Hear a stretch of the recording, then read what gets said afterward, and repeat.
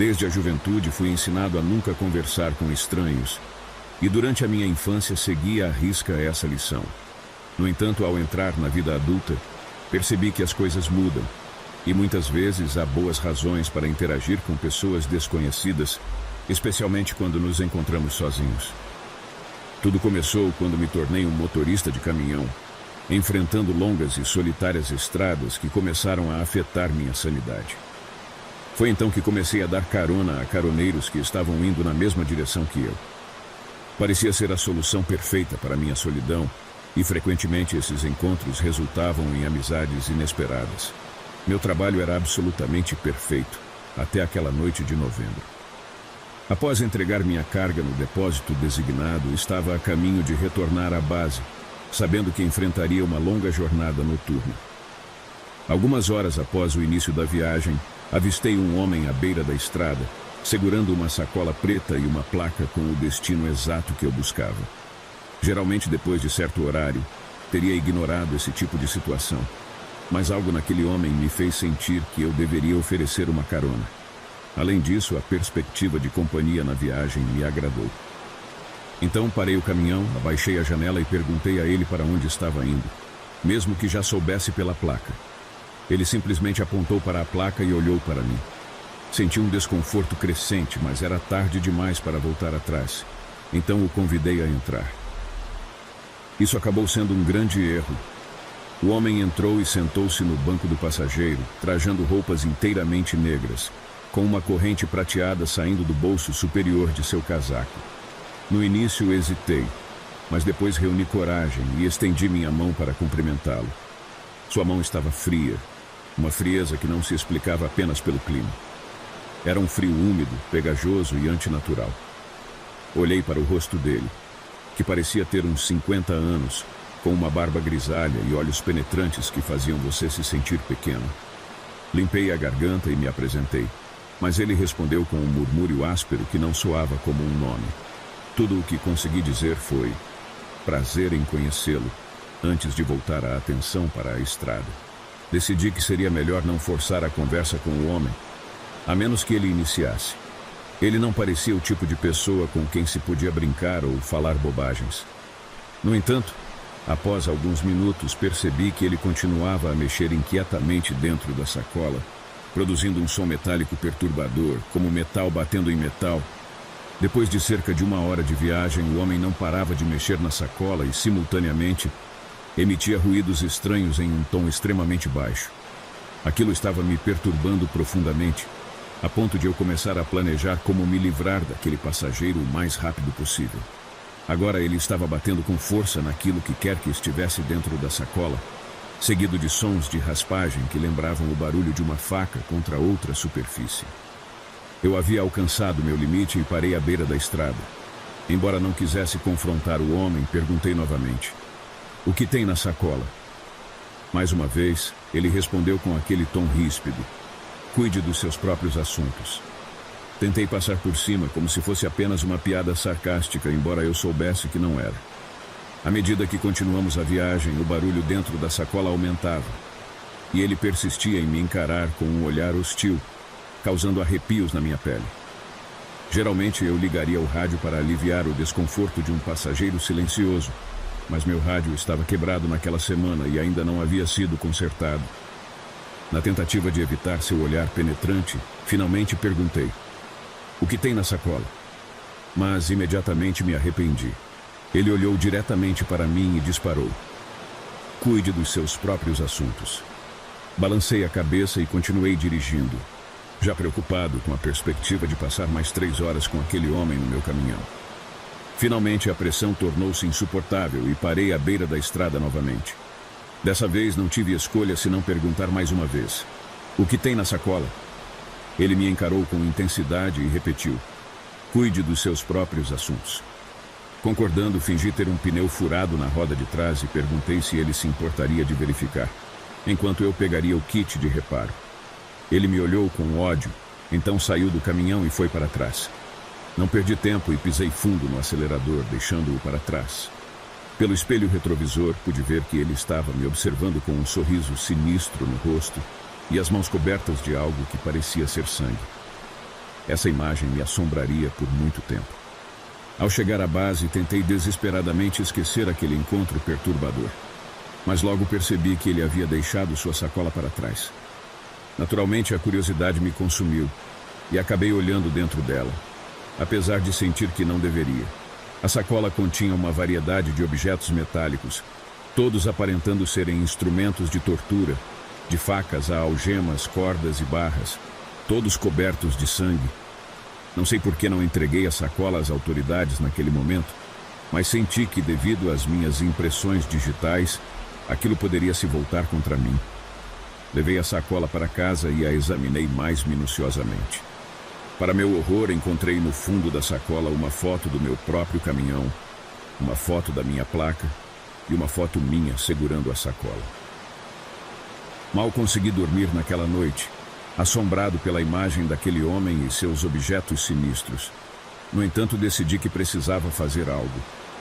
Coloquei a sacola dentro de uma caixa, pronto para me livrar dela, quando percebi algo peculiar. A foto de mim segurando a sacola estava pregada na tampa da caixa, junto com um bilhete que dizia apenas uma coisa: cuide dos seus próprios assuntos. Aterrorizado e sem saber o que fazer a seguir, meu mundo estava agora repleto de perguntas sem resposta e um profundo sentimento de perigo iminente. Certa vez, durante uma viagem de caminhão de São Paulo a Goiânia, decidi fazer uma parada em um posto de gasolina para comer e abastecer. Enquanto eu estava no balcão da lanchonete, fiz meu pedido e comecei a saborear minha refeição. Nesse momento, uma moça muito bonita e bem vestida sentou-se ao meu lado e nossa conversa fluía de forma animada. Compartilhamos histórias e risadas, e o tempo passou rápido. No entanto, percebi que era hora de seguir viagem e, com relutância, me despedi da moça. Ao sair da lanchonete e ligar o caminhão, lá estava ela novamente parada ao lado do veículo. Surpreso, abaixei o vidro para ouvir o que ela tinha a dizer. Foi então que ela pediu uma carona, explicando que morava na cidade vizinha e não queria caminhar até lá, especialmente às 2 da manhã. Aceitei prontamente, já que era no mesmo caminho para onde eu estava indo, e nos dirigimos à cidade apesar da distância. Quando chegamos, ela apontou para uma esquina próxima ao trevo, e foi quando notei que era o muro de um cemitério. Fiquei assustado e insisti em levá-la até sua casa. No entanto, sua resposta foi intrigante. Já estou em casa. E ela se dirigiu ao muro do cemitério, desaparecendo diante dos meus olhos. Mais tarde, ao compartilhar essa história com outros caminhoneiros, descobri que o fantasma era de uma prostituta que vivia na cidade para onde a deixei. Diziam que ela havia sido abusada e morta por um caminhoneiro que a havia pegado naquele posto. Contavam que seu espírito assombrava caminhoneiros como uma forma de vingança. Desde então evito aquele trecho da estrada sempre que possível, com medo de me deparar novamente com o espírito da mulher. A história é um lembrete constante da estranheza e das reviravoltas surpreendentes que podem ocorrer nas longas e solitárias estradas que percorremos como caminhoneiros. Eu sou um caminhoneiro há mais de 10 anos e já vi muita coisa estranha nas estradas do Brasil. Mas nada se compara ao que aconteceu na noite de 13 de agosto de 2023, quando eu estava dirigindo pela BR-116, na altura de Santa Catarina. Eu estava levando uma carga de frutas para o Rio de Janeiro e tinha que chegar lá até o dia seguinte. Por isso eu resolvi dirigir à noite, mesmo sabendo que a estrada era perigosa e mal iluminada. Eu estava confiante na minha habilidade e no meu caminhão, que era novo e bem equipado. Tudo corria bem até que eu cheguei em um trecho da estrada que cortava uma floresta densa. Era uma noite escura e sem lua, e eu só conseguia ver o que os faróis do caminhão iluminavam. De repente, eu vi algo cruzar a pista na minha frente, bem rápido. Parecia um vulto negro, com olhos vermelhos e garras afiadas. Eu dei uma freada brusca, mas não consegui evitar o impacto. Eu senti o caminhão tremer e ouvi um barulho horrível de metal rasgando. Eu pensei que tinha atropelado um animal grande, talvez uma onça ou um lobo. Eu parei o caminhão no acostamento e desci para ver o que tinha acontecido. Foi aí que eu levei o maior susto da minha vida. Não havia nenhum animal morto na estrada, nem sangue ou pelos. O que eu vi foi uma marca de garras profundas na lataria do caminhão, como se alguma coisa tivesse arranhado com força. E o pior, A marca tinha a forma de uma mão humana. Eu fiquei paralisado de medo, sem saber o que fazer. Eu olhei em volta, mas não vi nada além da escuridão da floresta. Eu senti um arrepio na espinha, como se alguém estivesse me observando. Eu corri para dentro do caminhão e tranquei as portas. Eu liguei o rádio e pedi socorro, mas ninguém respondeu.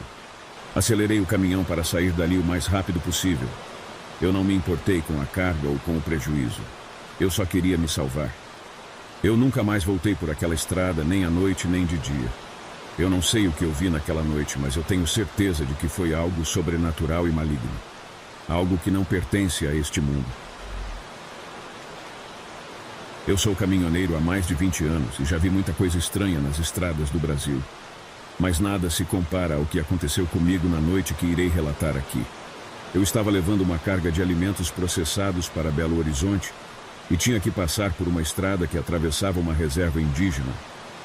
Era uma noite de lua cheia e eu estava cansado, mas queria chegar logo ao meu destino.